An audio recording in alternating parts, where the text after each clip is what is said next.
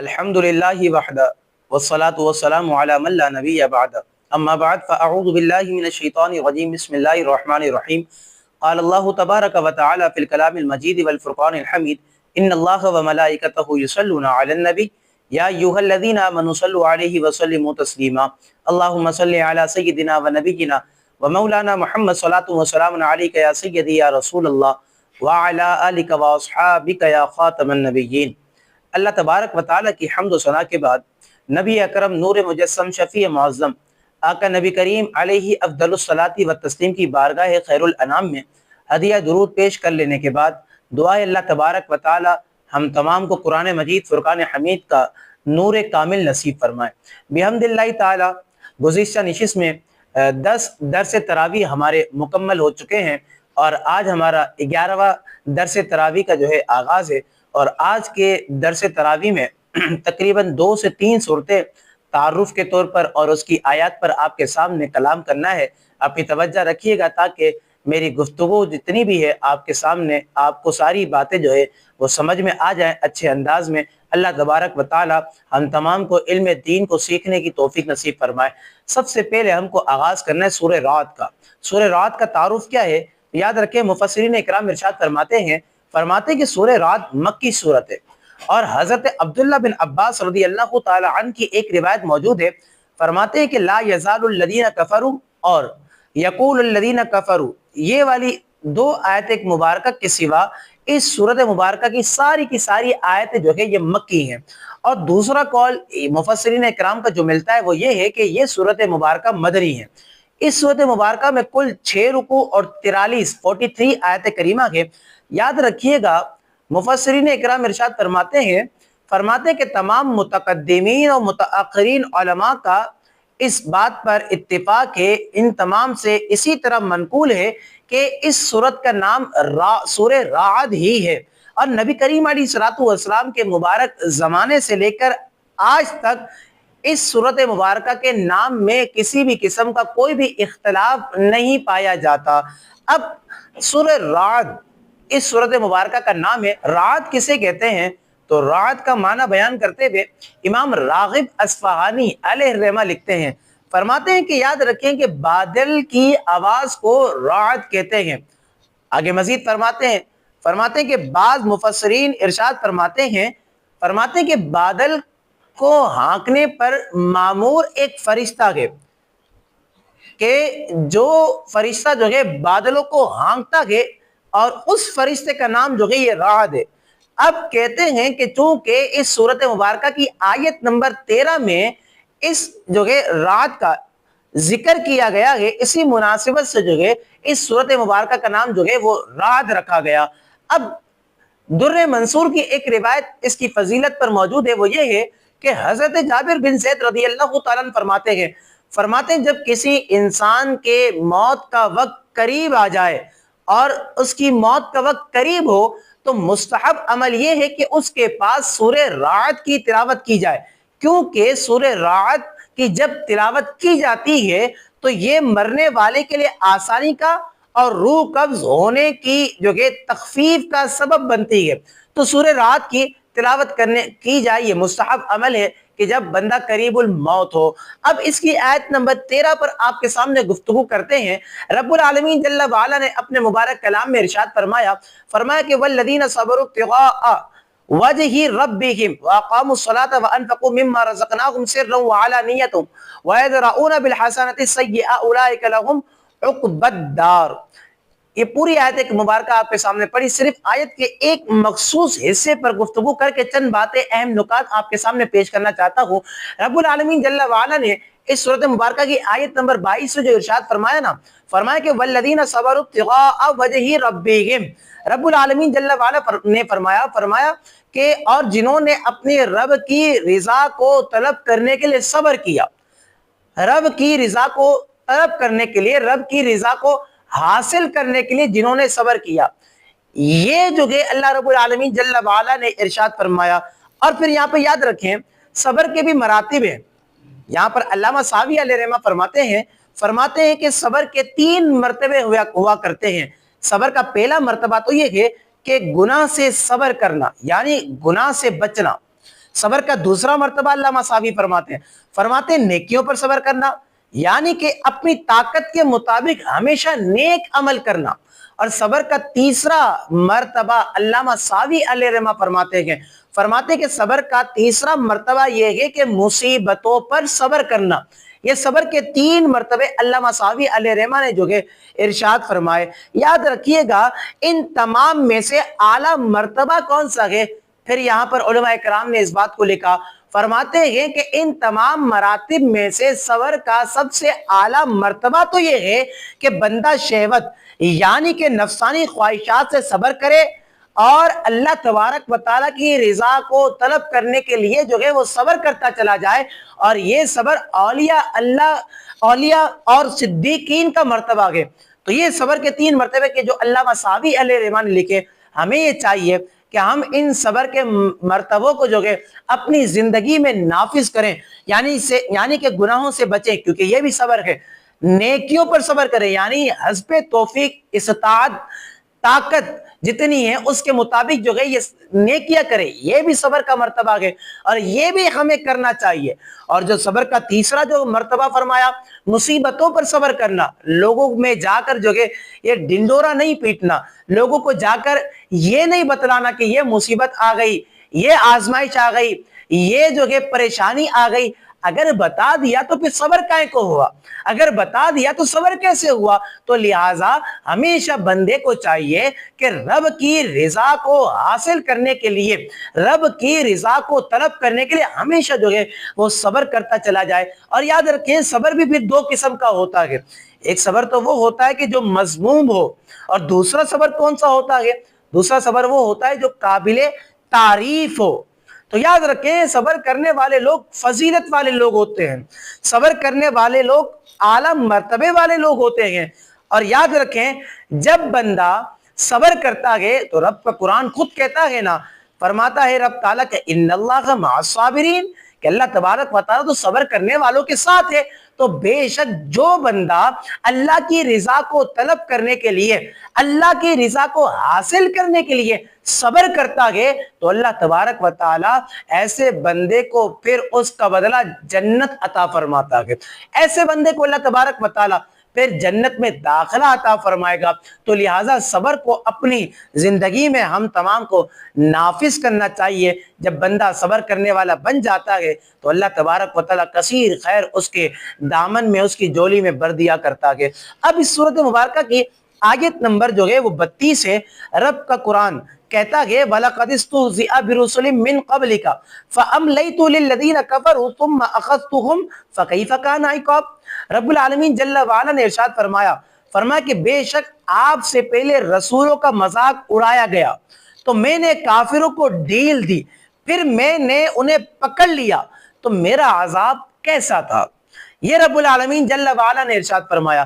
اب میرے دوست بزرگوں ناظرین اکرام یاد رکھیے گا، یہاں پر مفسرین اکرام نے اس بات کو لکھا، فرماتے ہیں کہ کفار مکہ جو تھے نا، وہ کفار مکہ حضور کریم علیہ الصلوۃ والسلام سے معجزات کو طلب کیا کرتے تھے، اور معجزات کو طلب کرنے کا مطالبہ کر کے نبی رحمت صلی اللہ تعالی علیہ وسلم کا نعوذ باللہ من ذالک مذاق اڑایا کرتے تھے۔ تو ان کا یہ مذاق اڑانا نبی رحمت صلی اللہ تعالی علیہ وسلم کے قلب اطہر پر گرا گزرتا تھا۔ آپ کو جو ہے یہ آپ کے دل کو جو ہے، آپ کے دل مبارک کو جو ہے یہ تکلیف پہنچی تھی۔ تو اللہ تبارک و تعالی نے تسلی دیتے ہوئے اس آیت کریمہ میں ارشاد فرمایا کہ بے شک آپ سے پہلے رسولوں کا مذاق اڑایا گیا تو میں نے کافروں کو ڈھیل دی، پھر میں نے انہیں پکڑ لیا۔ تو بتاؤ فَكَيْفَ كَانَ عِقَابِ، تو میرا عذاب کیسا تھا۔ تو یہ آیت کریمہ نبی رحمت صلی اللہ تعالی علیہ وسلم نے، یہ آیت کریمہ اللہ تبارک و تعالی نے حضور کریم علیہ الصلوۃ والسلام کو تسلی کے طور پر جو ہے وہ ارشاد فرمائی۔ اس آیت مبارکہ میں جو کلام فرمایا وہ تسلی کے طور پر ارشاد فرمایا۔ اب یہاں پر علامہ اسماعیل حقی رحمۃ اللہ تعالی علیہ نے اس آیت مبارکہ کے تحت اس بات کو لکھا۔ آپ فرماتے ہیں کہ اس آیت سے معلوم ہوتا ہے وَلَقَدِ اسْتُهْزِئَ والی آیت نمبر 32 سورہ رعد، اس آیت سے معلوم ہوتا ہے کہ انبیاء اور اولیاء کا مذاق اڑانا یہ بدبختی ہے۔ اللہ تبارک و تعالیٰ کے نیک بندوں کا مذاق اڑانا یہ بدبختی کی علامت ہے۔ اللہ کے نبیوں کا مذاق اڑانا یہ بدبختی کی علامت ہے۔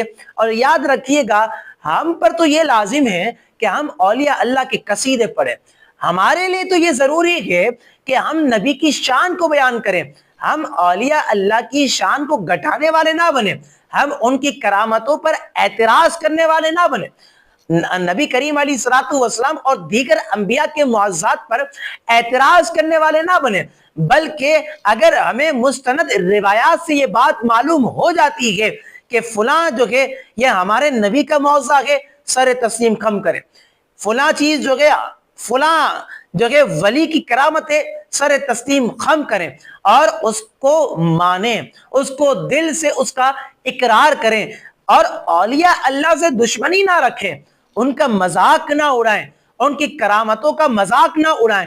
یاد رکھیے گا حدیث قدسی کا مفہوم ہے کہ اللہ تبارک و تعالیٰ نے ارشاد فرمایا، حضور فرماتے کہ اللہ تبارک و تعالیٰ نے ارشاد فرمایا کہ جس نے میرے کسی ولی کی توہین کی تو میں اس سے اعلان جنگ کر دیا، میں نے اس سے اعلان جنگ کر دیا۔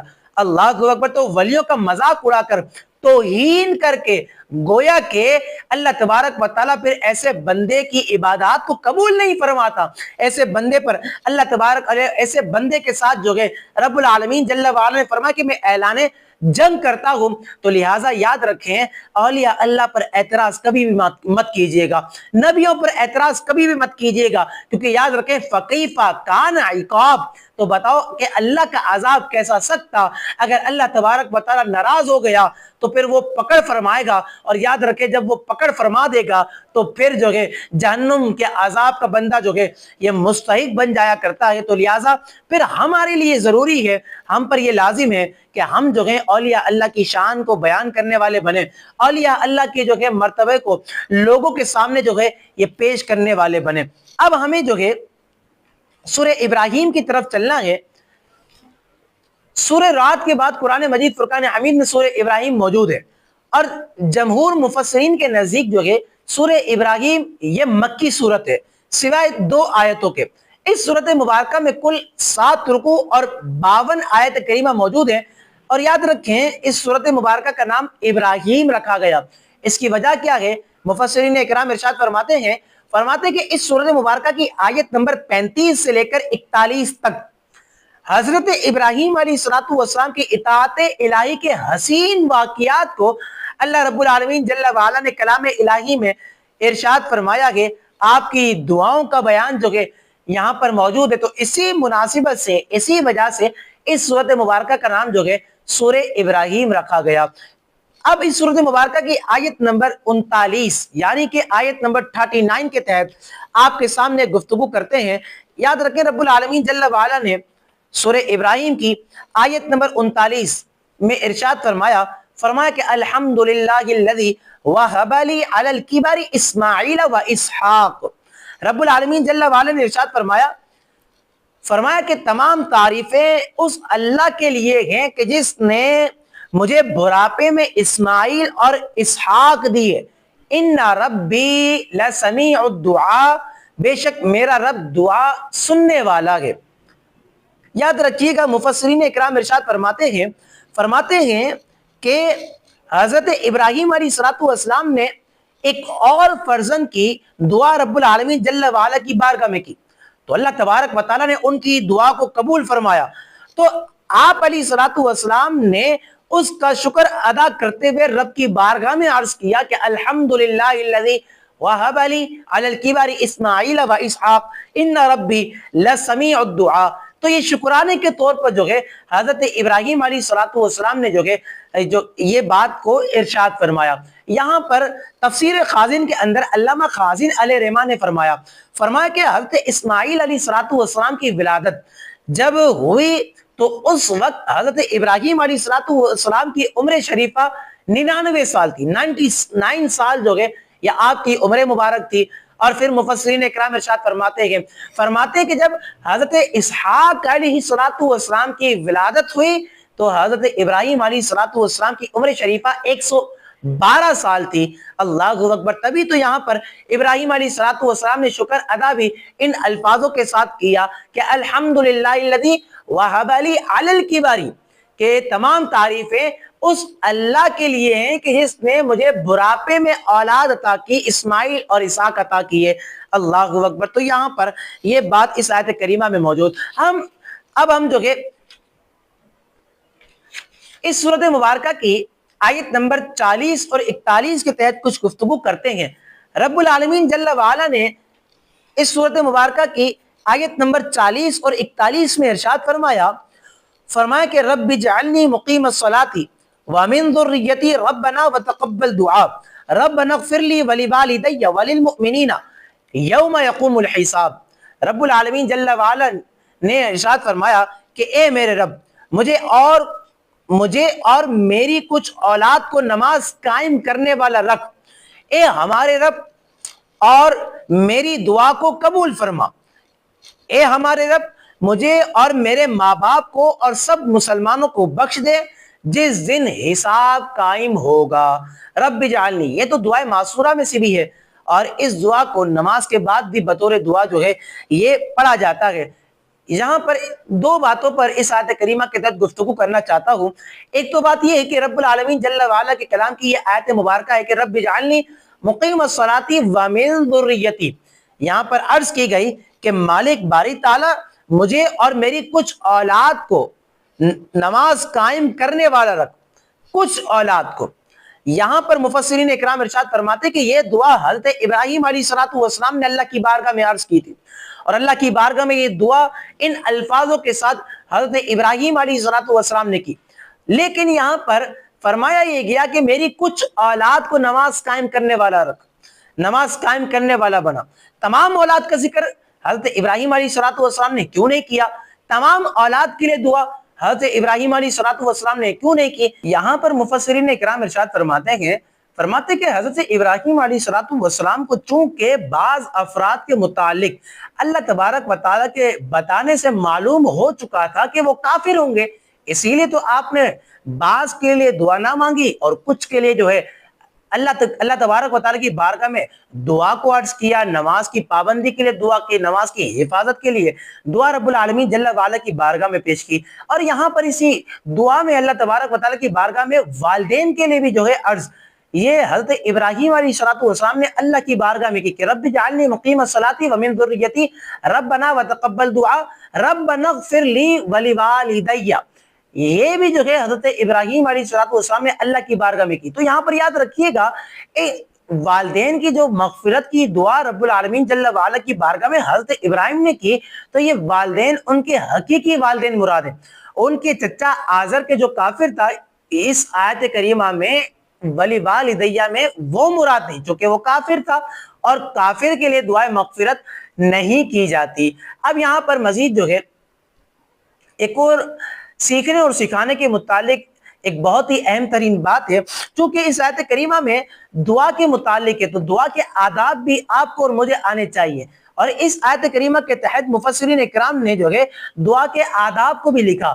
دعا کے آداب کیا ہیں؟ یاد رکھیے گا، دعا جب بھی کی جائے تو اپنی ذات سے شروع کرے، ماں باپ کو دعا میں شامل رکھے، ہر مسلمان کے حق میں دعائے خیر کرے، آخرت کی دعا ضرور مانگے، صرف اور صرف دنیاوی حاجات، دنیا کی حاجات پر قناعت نہ کرے۔ یہ مختصر دعا کے آداب ہیں کہ جب بندہ ان آداب کو جو ہے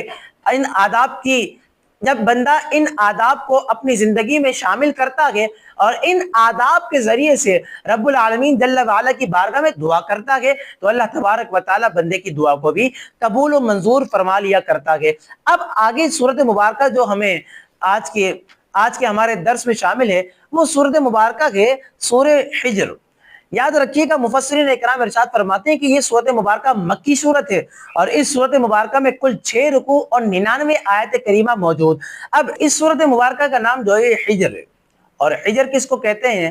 یہاں پر مفسرین اکرام ارشاد فرماتے ہیں کہ مدینہ منورہ اور شام کے درمیان ایک وادی ہے کہ جس کا نام جو ہے یہ حجر ہے، اور اس سورت مبارکہ کی آیت نمبر 80 سے لے کر 84 تک، آیت نمبر 80 سے لے کر آیت نمبر 84 تک اس وادی میں رہنے والی قوم سمود کا واقعہ رب العالمین جل وعلا نے جو کہ وہ بیان کیا ہے۔ بس یہی مناسبت ہے، یہی وجہ ہے کہ اس صورت مبارکہ کا نام جو ہے سورہ حجر رکھا گیا۔ اب اس صورت مبارکہ کی آیت نمبر 9 کے تحت آپ کے سامنے گفتگو کرتے ہیں۔ رب العالمین جل وعلا نے ارشاد فرمایا کہ انا نحن نزلنا الذکر وانا له لحافظون، فرمایا کہ بے شک ہم نے اس قرآن کو نازل کیا اور بے شک ہم خود اس کی حفاظت کرنے والے ہیں۔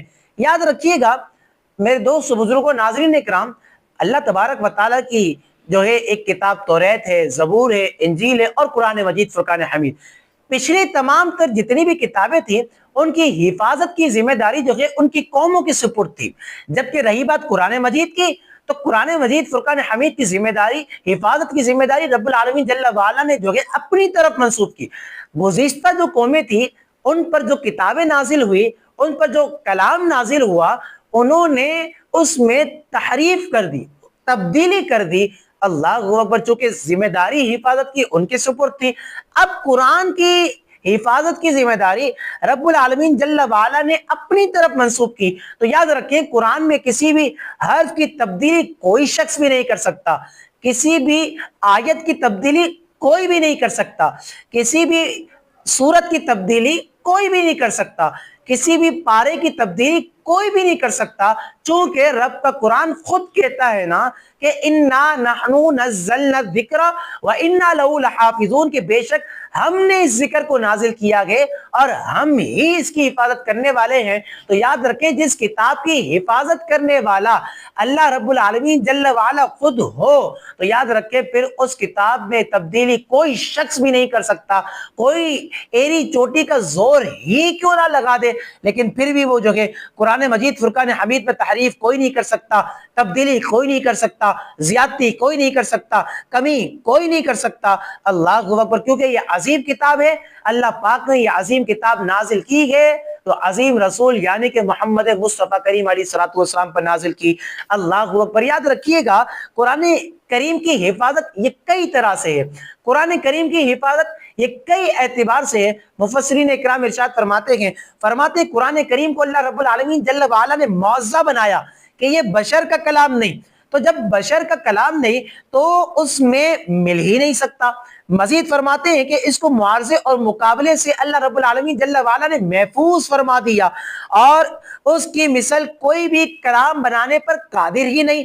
یہاں پر پہلے سپارے میں ہی موجود آیت مبارکہ ہے نا کہ وَإِن كُنتُمْ فِي رَيْبٍ مِّمَّا نَزَّلْنَا عَلَىٰ عَبْدِنَا فَأْتُوا بِسُورَةٍ مِّن مِّثْلِهِ، اگر تمہیں اس قرآن میں کوئی شک ہو کہ جس کو ہم نے اپنے بندے پر نازل کیا، اگر تمہیں شک ہو فَأْتُوا بِسُورَةٍ مِّن مِّثْلِهِ تو اس قرآن کی مثل کوئی سورت لے آؤ۔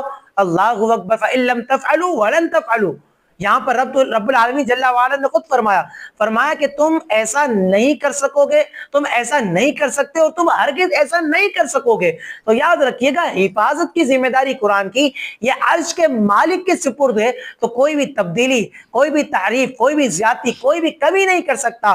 قرآن کے 30 پارے ہیں، قرآن میں 114 سورتیں ہیں، قرآن میں ایک روایت کے مطابق 540 رکوع ہے، تو جناب والا کوئی آ کر یہ نہیں کہہ سکتا کہ جناب دیکھو قرآن میں 40 پارے ہیں، جناب دیکھو قرآن میں فلاں سورت بھی ہے، جناب دیکھو قرآن میں فلاں آیت بھی ہے، تو لہٰذا یہ کوئی بھی شخص کہہ ہی نہیں سکتا، کیونکہ حفاظت کرنے والا عرش کا مالک خود ہے۔ جب عرش کا مالک اس کتاب کی حفاظت کرنے والا ہے تو تحریف بھی نہیں ہو سکتی، تبدیلی بھی نہیں ہو سکتی، زیادتی بھی نہیں ہو سکتی اور کمی بھی نہیں ہو سکتی۔ تو یاد رکھیں آیت نمبر 9 ہمیں بتاتی ہے کہ انا نحن نزلنا الذکر وانا لہ لحافظون، کہ اللہ رب العالمین جل وعلا نے فرمایا کہ ہم نے اس کتاب کو نازل کیا اور ہم ہی اس کی حفاظت کرنے والے ہیں۔ اب اس سورۃ مبارکہ کی صرف آخری آیت پر آپ کے سامنے گفتگو کرتے ہیں۔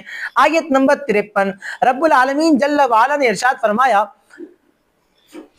کہ انا نبشرک بغلام حلیم، رب العالمین جل وعلا نے اپنے مبارک کلام میں ارشاد فرمایا کہ بے شک ہم آپ کو ایک علم والے لڑکے کی بشارت دیتے ہیں۔ یہاں پر یہ بات ارشاد فرمائی، اور علم والے لڑکے سے کیا مراد ہے؟